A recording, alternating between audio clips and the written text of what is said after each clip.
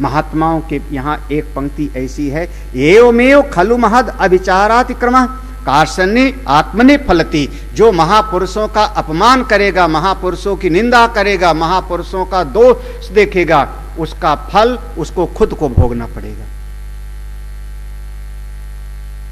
गांव की कहावत थी कि जो आसमान की तरफ थूकेगा उसका थूका हुआ उसी की तरफ आएगा।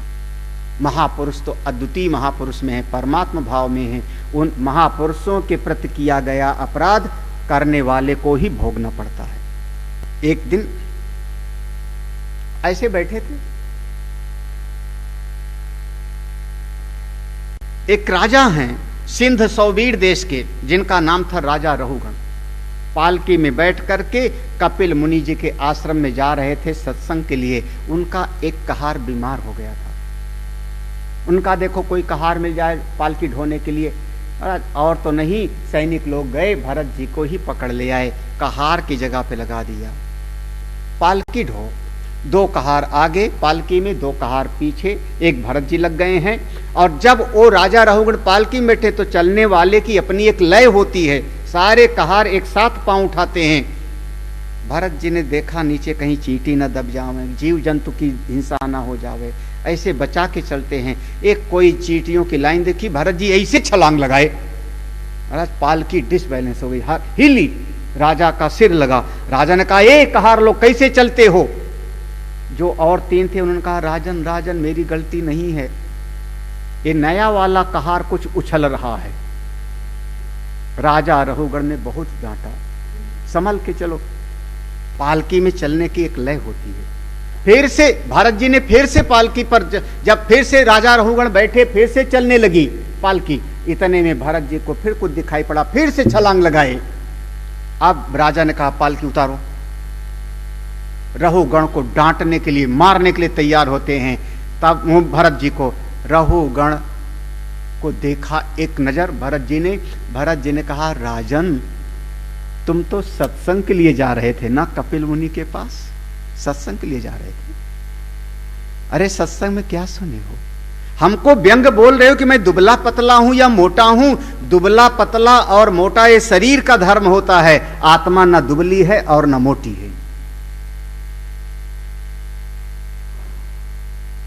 और इस जगत में ना कोई राजा है ना कोई फकीर है, सब का सब 5 महाभूत के बने हुए आप एक पुतले हो।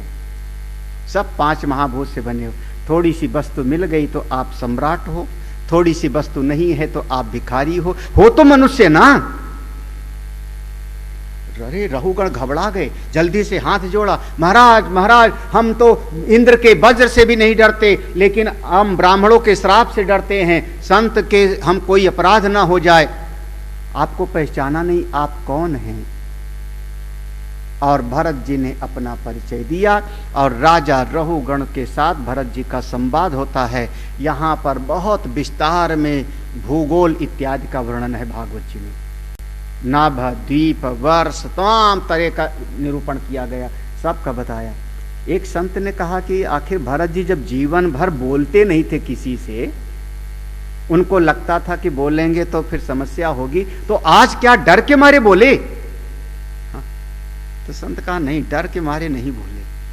असल में भरत जी को पूर्व के जन्मों की याद है ना, तो भरत जी को अपने पूर्व जन्म का याद है कि मैं एक बार तपस्या करने गया था, एक हिरण का बच्चा मेरी गोद में आ गया था, मैंने पाल लिया था।